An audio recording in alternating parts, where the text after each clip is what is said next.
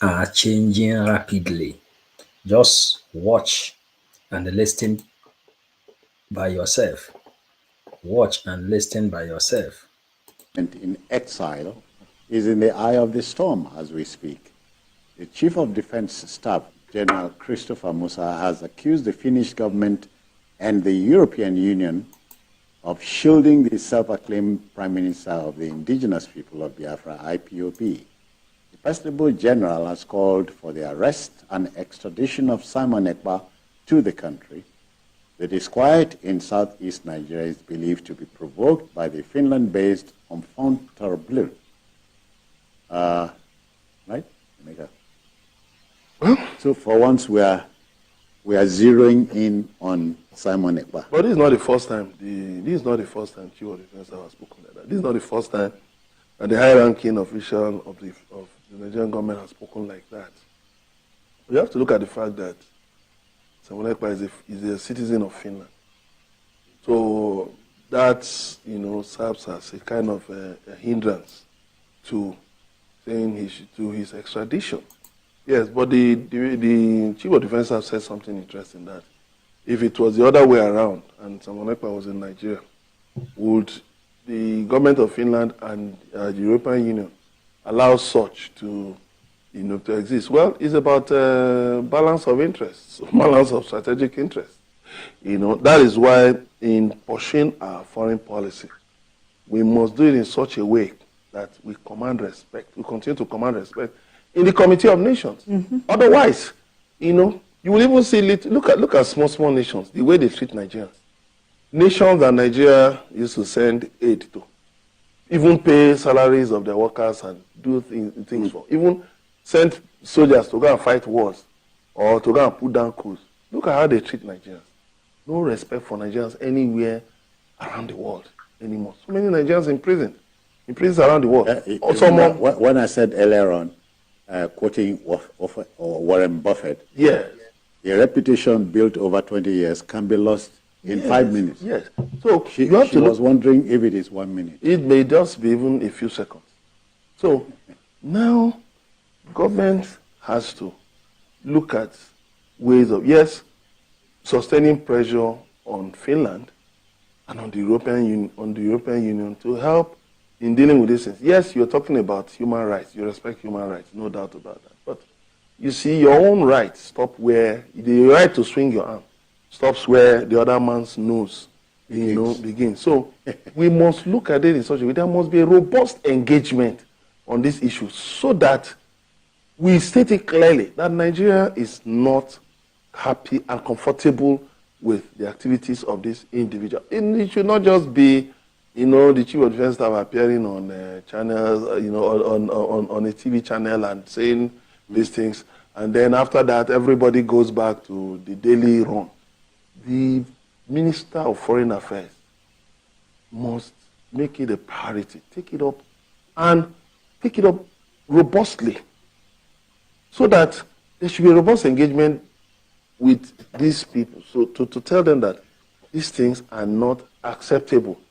And then we make sure that it is sustained, it is consistent, and of course you can achieve a lot with it. Then again, in terms of technology, this fellow is using technology, in spreading his messages. So why can't you use counter technology? Okay. Can't you use technology also to counter him? Yes, you cannot just sit helplessly. There must be certain things you can, which of course I praise the military, what they are doing. They are really trying here and there. The security services are trying, but there must also be countermeasures you can take using technology to make sure you cut funding. If there is funding from wherever place to wherever place, then using technology to cut off communications. In terms of communications. But Emeka, are you not disturbed that a Simon Ekpa would want to sweep the rug under the feet of Nnamde Kanu? Of course, when there is nature abhors a vacuum. The repatriation of Nnamde Kanu, and the arrest, open the door to all kinds of people, now franchise holders, calling themselves all kinds of names and taking advantage of this situation. But now the Kanu himself said, yes, I'm not happy about the security situation in the Southeast. Release me and I will assist you in quelling the security situation. Yeah. That's why I've called for a political solution to this matter, so that you can release him and then let him work with government to deal with this security situation. Now, when the environment is secure, we can hold conversations around issues, issues of, of whatever, whatever areas. We can hold conversations around those issues, and we will definitely get to a point of agreement. But keeping him there and saying that you are fighting someone like that, no, you are burning two ends of the candle. It can't work. Okay, Ibn Abo, you can't ignore Simon Ekpa in the equation. There are many ways to go around this. We have to be realistic. Do we have any form of extradition treaty with Finland? You don't ask for what you don't. Not there. I mean, do you have any kind of treaty in that regards? Now, let me leave that. I'm looking at the whole of the southeastern region. We have about 5 states. We have Abia, Anambra, Ebonyi, Enugu, and Imo states. These governors should come together. Because let's assume that you are even an independent state. You are a sovereign nation, and you are having these issues. How do you solve it? All right, Ibn Abo, but you think that extraditing Simon Ekpa, he will go some way of dousing tension? I'm not too sure about that. What happened when Nnamde Simon Ekpa, he will go some way of dousing tension? I'm not too sure about that. Ibn Abo, but you think that extraditing Simon Ekpa, he will go some way of dousing tension? I'm not too sure about that. What happened when Nnamde Kanu was brought to Nigeria? Was there any form of abatement to the activities of the IPOB? So that is not the solution.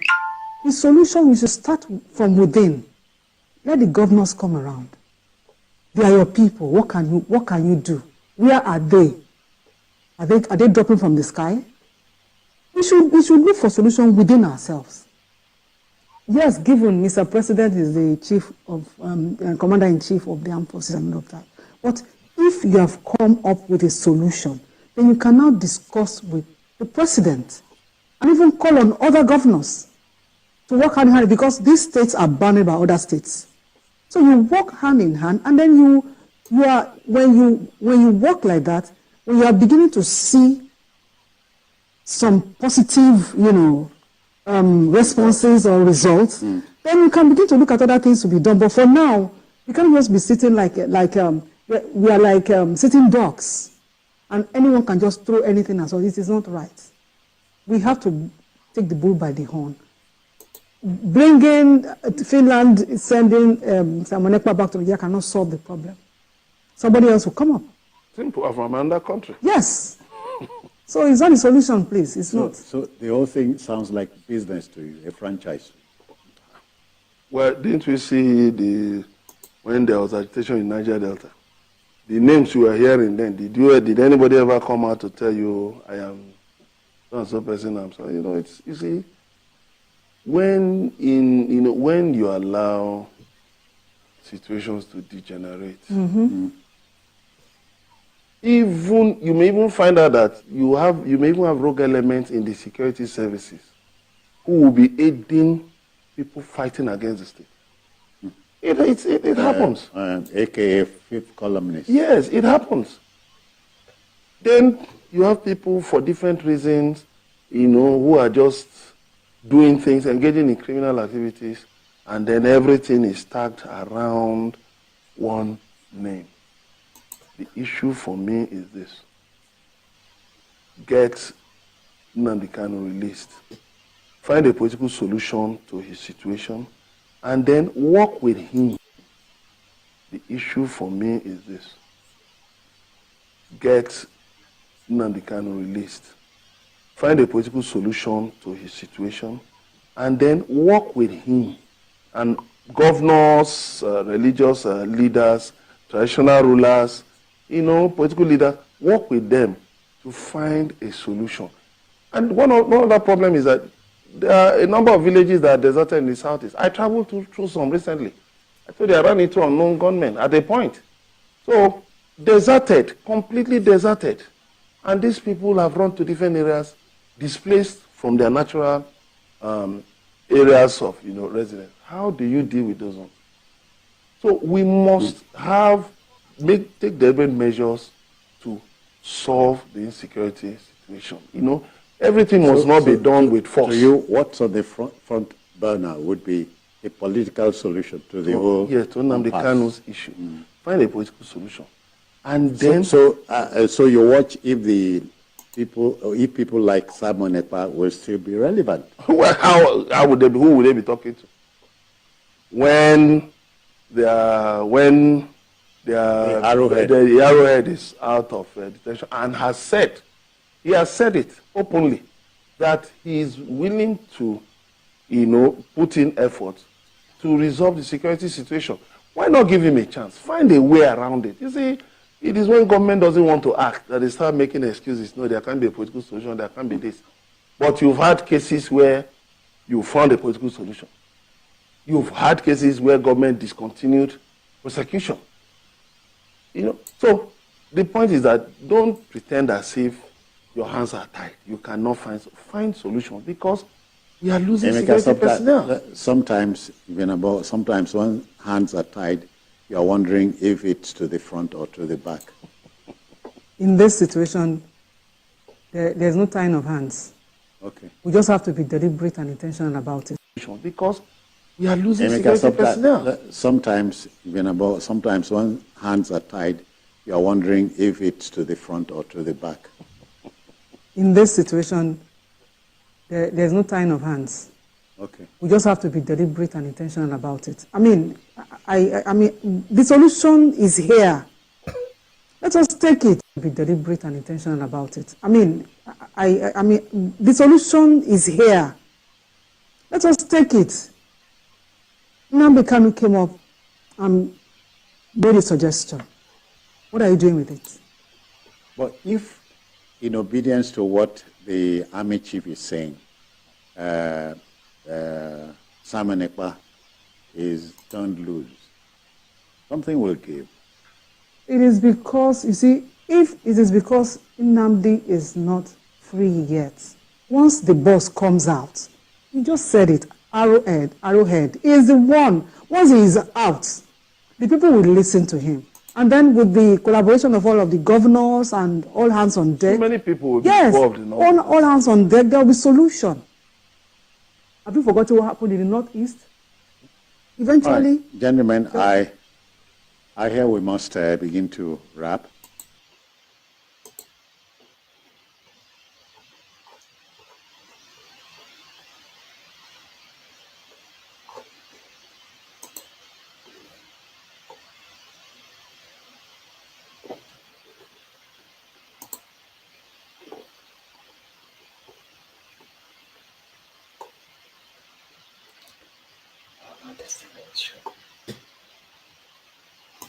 In Finland, Sam Ekpa, who's sort of been sending out instructions to IPOB members on the street in terms of the Monday sit at home and all of that, seems to be fully, in charge, particularly of the sort of more violent elements within that party. And I just wonder whether releasing Nnamde Kanu will have the sort of...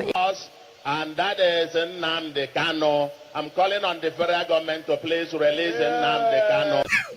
To support Soludo call for the release of Mazi Nnamde Kanu will be on the 23rd day of January and the 24th day of January 2023. Man sitting in Finland, Sam Ekpa, who's sort of been sending out instructions to IPOB members on the street in terms of the Monday sit at home and all of that, seems to be fully, in charge, particularly of the sort of more violent elements within that party. And I just wonder whether releasing Nnamde Kanu will have the sort of... And that is Nnamde Kanu. I'm calling on the federal government to please release Nnamde Kanu. To support Soludo call for the release of Nnamde Kanu will be on the 23rd day of January and the 24th day of January 2023.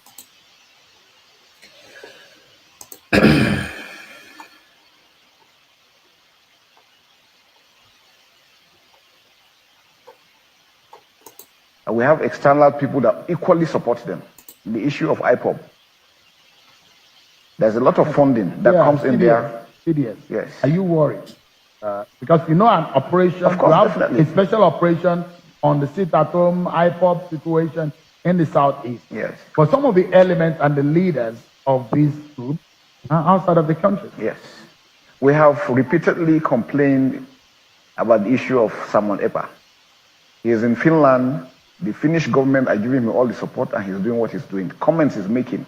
People are being killed, and nothing is being done. And this is democracy. If the European Union is the one supporting democracy, and this is happening, and they're not taking action, then they don't mean well for Nigeria. We have said that in clear terms. We need to diplomatically find means of getting him out of whatever it is that he's doing. He must be arrested. He must be prosecuted. Look at it from the other way. Assuming he is in Nigeria and he's doing that to the Finnish government, you think the European Union will allow that happen? They definitely will not. So why are they allowing him to do what he's doing? And people like him that are doing such things. Trailing the funds is very critical. I know a lot of the Federal Central Bank, the NFIU, are doing a lot in tracking down how the funds flow. And this is part of what we call the oxygen of terrorism. It's logistic, leadership, and funding. Your ability to be able to tackle those things and trail them and deny them the ability to operate will kill terrorism with good governance. Now, you can see the statistics that came in. Political will. And political will is not from federal government alone. The states are critical. For me, if I look at the aspects, what do we need? Let's look at solutions. Do we have a comprehensive database as Nigerians? If you go to Chad, Cameroon, and Niger, once you enter, they know you are not a Nigerian. And they have this duty as citizens. Once you speak, the man knows you are not a Nigerian. The next thing he tells you, if he's a taxi driver, he tells you his vehicle has a problem. He's calling the gendarmes. Before you know it, the gendarmes are coming to ask you, what are you doing in our country? We don't have that. That's what we're saying is a holistic thing that we have to do. Every Nigerian has a role to play in what's going on ground. And then we must look at these things and take it up as a challenge. It's not a military or a security.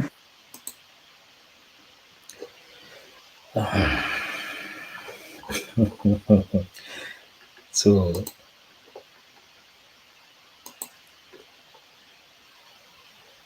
the outcry of Nigerians, please.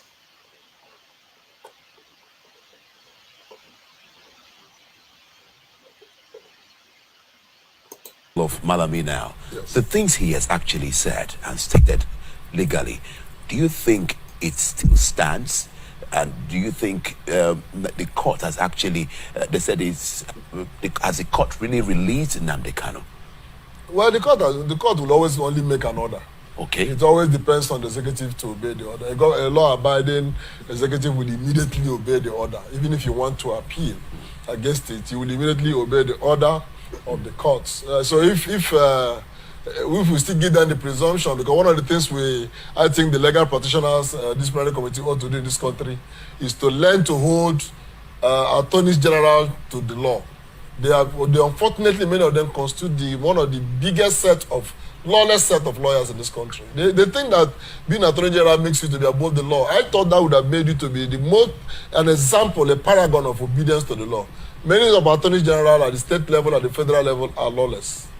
And they think it's a pride. They carry with some chink on their shoulders, and moving to court, some of them treat judges with disdain and all that. So it's unfortunate. So, but I believe let Malami understand this time. He's getting to the twilight of his position as Attorney General. Let him use the opportunity to try to put a shine to his otherwise very poor image as Attorney General by obeying, asking them advising them to immediately release him. and all that. And again, of course, now the Kanu's lawyer will know that he has given hints. They may be at the gate of the prison to wait and arrest him again. That's unfortunately what our attorney generals advise their governments to do.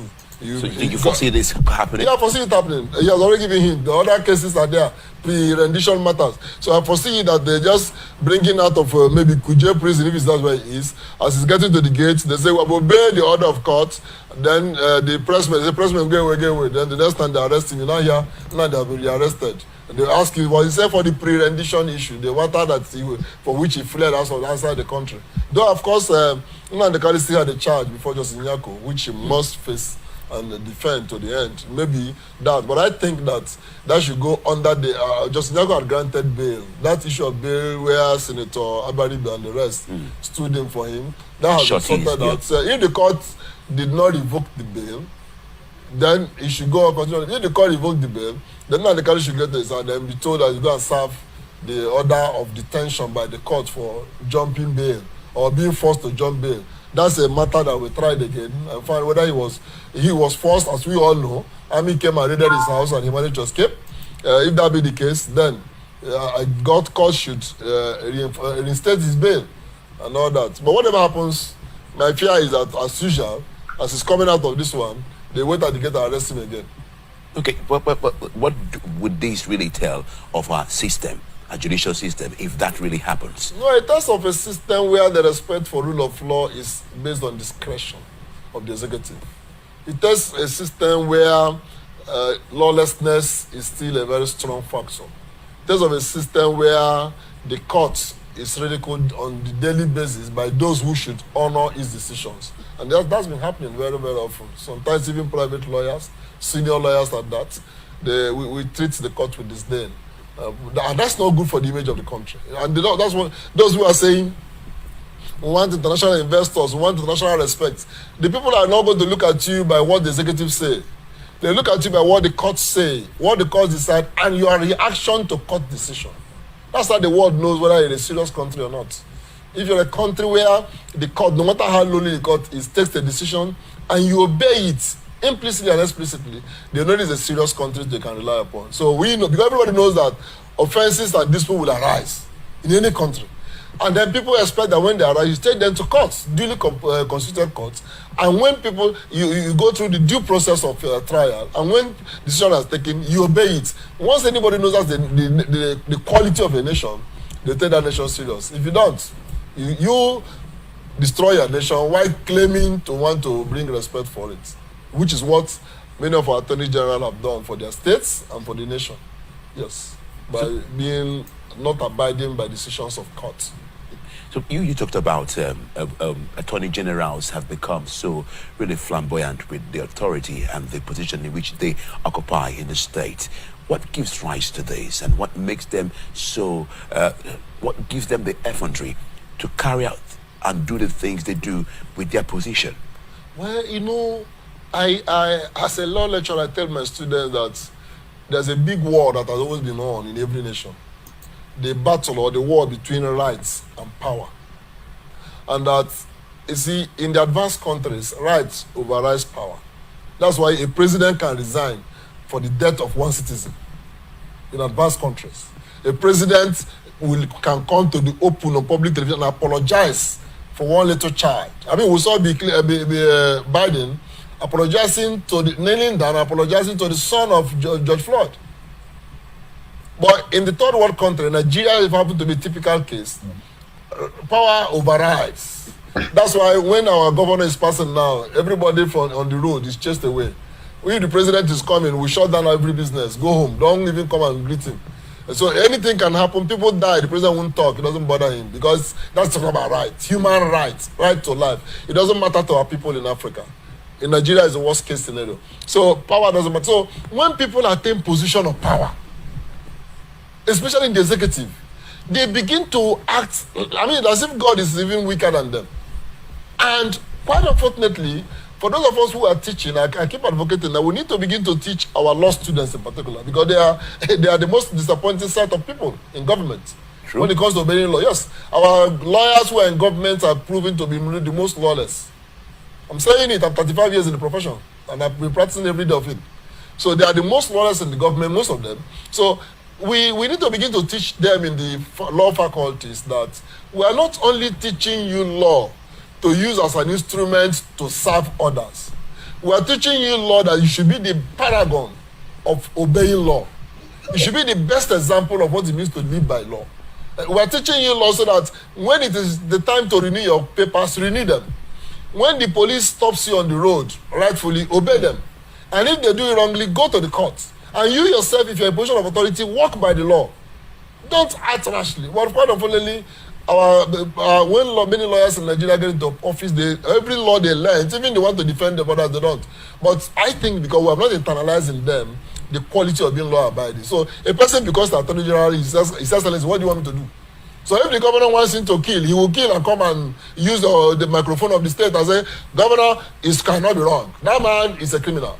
You see police now, police will arrest somebody and kill people, and the commissioner of police will be kicking the body on the ground. My gallant man brought this one down.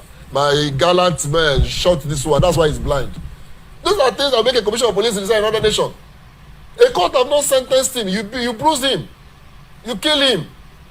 Unless you're saying that it's in self-defense. But they are doing this as trophy.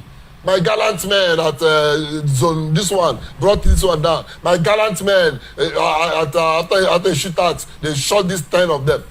We went to the village and finished the village because of lawlessness. So we must begin to teach. To me, the next level that law teaching has to be is to teach our students to internalize law, so that law students, when they graduate, will become an example to other students how to obey the law.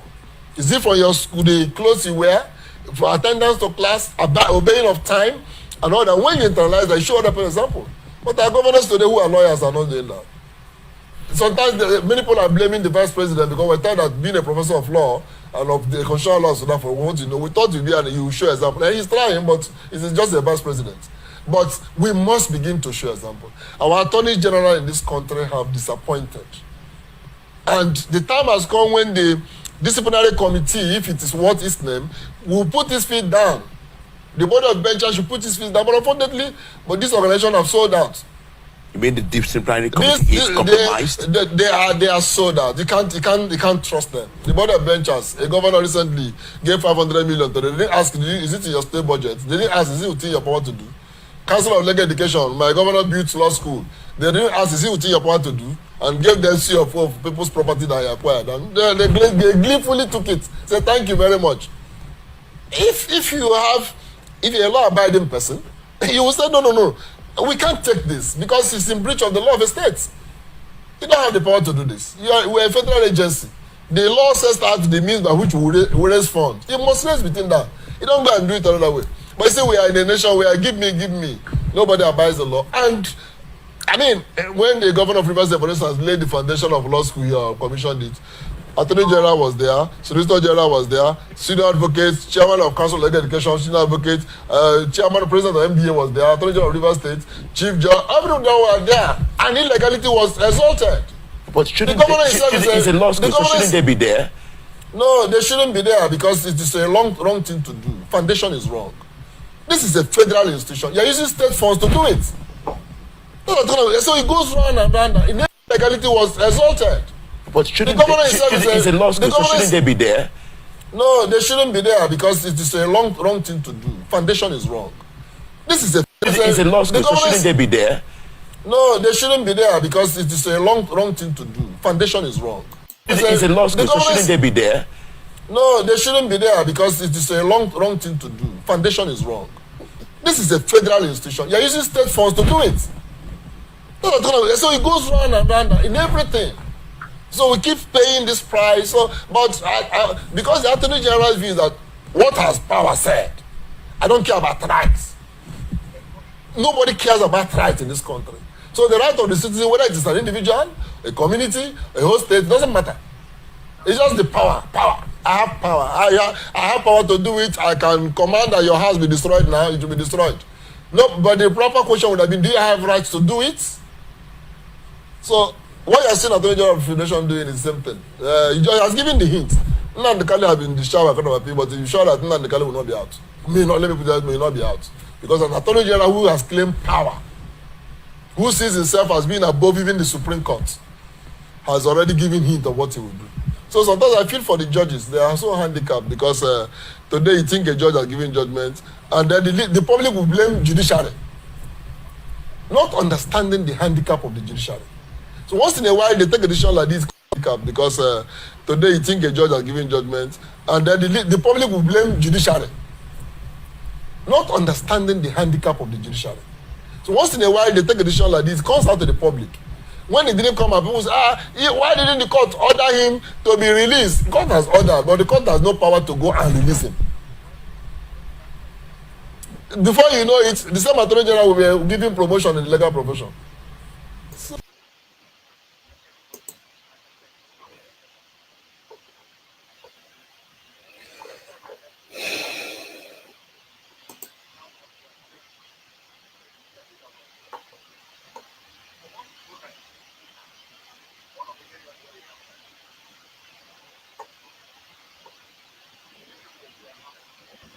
ECPA, who sort of been sending out instructions to IPOB members on the street in terms of the Monday sit at home and all of that, seems to be fully, in charge, particularly of the sort of more violent elements within that party. And I just wonder whether releasing Nnamde Kanu will have the sort of... And that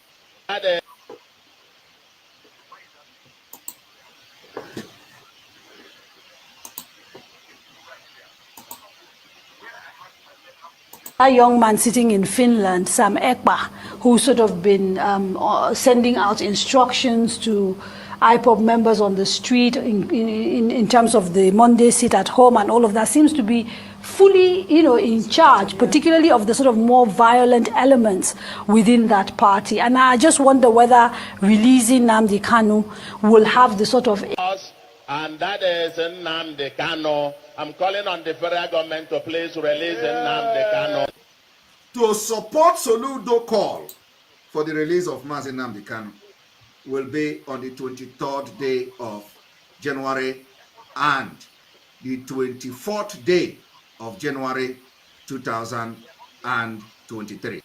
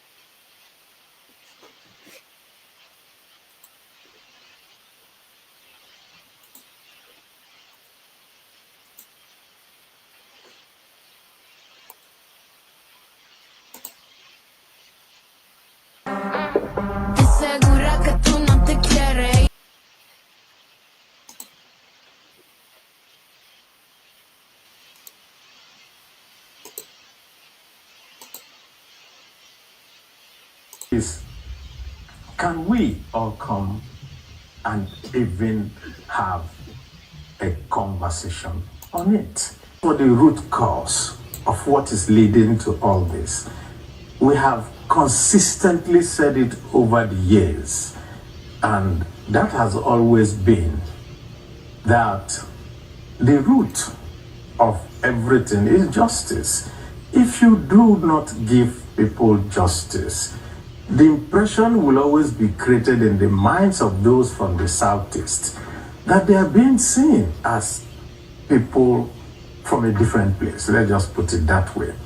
Because I remember that when we started shouting about the incursion of the herdsmen, the killer herdsmen coming into Nigeria, and coming down south to Benue Plateau, and there's so much killings and all that, and we continue shouting, this, what's going on? And we were always being given very different reasons for which we should accommodate foreigners, and we couldn't understand it.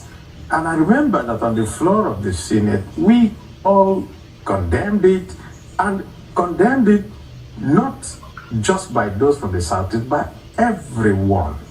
And so at this moment, where things have gotten to this point, to now see that it's only one part of the country, the Southeast, that is going to be visited with the might of the federal government, makes all of us, well, say that we could find a better way and a better path. And the argument that was credited to Mr. President also came out. You could also see Nigerians come out and say, I am Igbo. In other words, we have transcended those artificial boundaries that they used before to demonize a particular group of people. And so we are happy that Nigerians are all coming together. Nigerians are all seeing that what is here is not the Igbo problem. That what is here is a criminal syndicate going around all parts of the country, and the government needs to unravel it. If a criminal bombs a police station or kills her, and then you do nothing, and then you now go and arrest every villager that you see on the street, which is what is going on in the Southeast, you cannot be resolving the issue.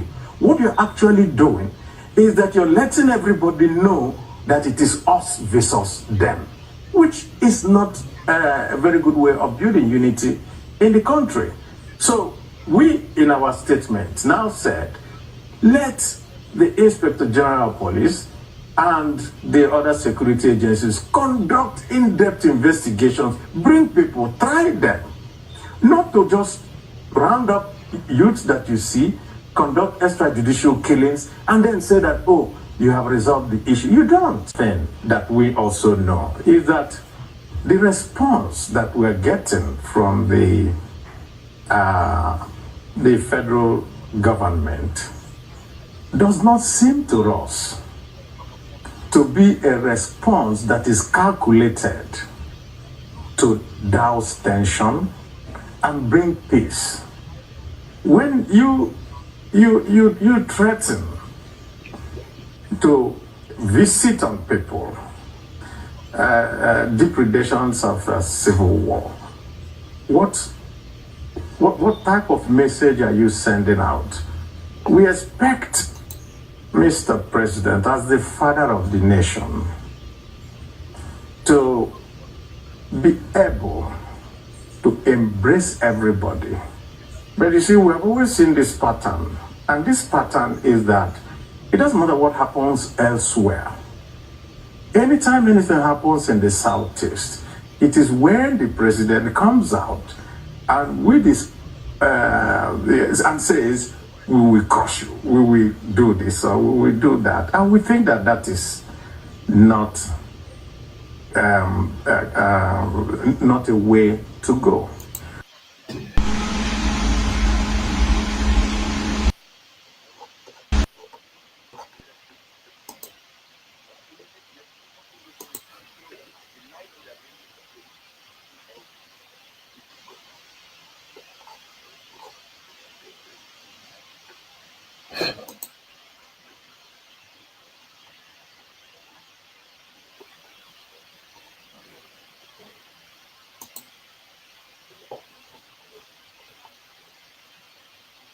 Who believe that the pace at which the Interpol International and Interpol Nigeria are working is quite interesting. They point to the fact that Nnamde Kanu, the leader of the proscribed group, IPOB, it didn't take long for them to grab him from the same Kenya and get him down to Nigeria, and he's facing justice now. That's why it's like a case of we're following process, diplomatic channels, etc., etc. Believe you me, I want to tell you I don't know what you are talking about. All I know. You seems not to know exactly what we are talking about here. No. You are bringing an issue that Interpol is not aware of. Let me define the role of Interpol so that you can understand. Interpol is an international police organization that assists law enforcement agencies within the 196 countries to look for a fugitive that runs or is hiding. And if you look at all the other fugitives that are brought to face justice in Nigeria, they have the link, those who are involved, with Interpol. So I don't know I don't want to talk about issue of Kanu, who brought him back to Nigeria. I'm not aware how he was brought back to Nigeria or how he came into Nigeria. Interpol is not aware. We stated this long time ago, and we made it categorically clear. So it's not a question. There are what we call police-to-police relationship, international police cooperation. Another police, it does not necessarily bring Interpol. If one police and another exchange a suspect is running from them, they can have an international police cooperation that out of the scope of Interpol. However, if a notice is given to an individual, like blue notices, when the inmates in Kuje prison escaped, we did a biometric capture of those suspects, and we shared it with international communities. We shared it with our law enforcement agencies. Many of them were re-apprehended because we have their biometrics. Now, in the issue of red notice, where a red notice is issued under the federal court that issued that notice of arrest, that is warrant of arrest for such international, it will go to the Interpol, we'll process it, we'll look at it, we'll look at the charges, and then we'll issue a red notice. On that red notice, we bring back the culprit to face justice because all the 196 countries will be looking for that individual.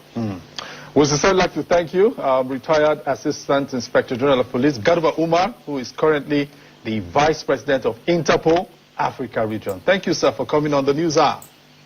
Thank you for having me. So Biafrans, this is what we have today.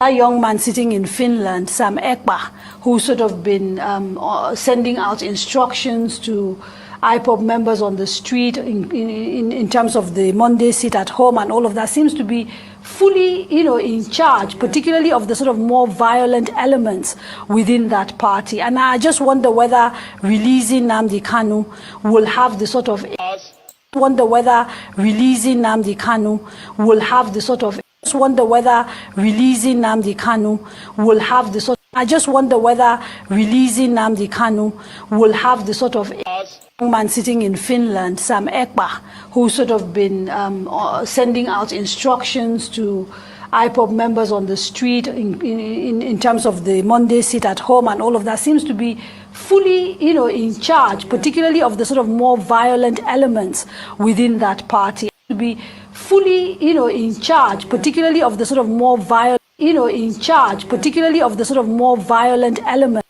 particularly of the sort of more violent, particularly of the sort of more violent elements, particularly of the sort of more violent elements within that party. And I just wonder whether releasing Nnamde Kanu, will have the sort of and that is Nnamde Kanu. I'm calling on the federal government to please release Nnamde Kanu. To support Soludo call for the release of Nnamde Kanu will be on the 23rd day of January and the 24th day of January 2023. Yes, Biafrans, thank you. Good night. We just recorded some history. That is what we do, so that we will know where we are and where we are going. We know how we started, we know where we are, and we know where we are going. We are going to Biafran land. Remember, when Nnamde Kanu was inside before, it was Niger Delta militant that hijacked the ship before they release him. Today, because of the activity of Simon Bridge, government in exile, and all of you who is supporting, the whole media of Nigeria is talking about his release, and everybody, their tongue have changed. We love you. We are coming to analyze.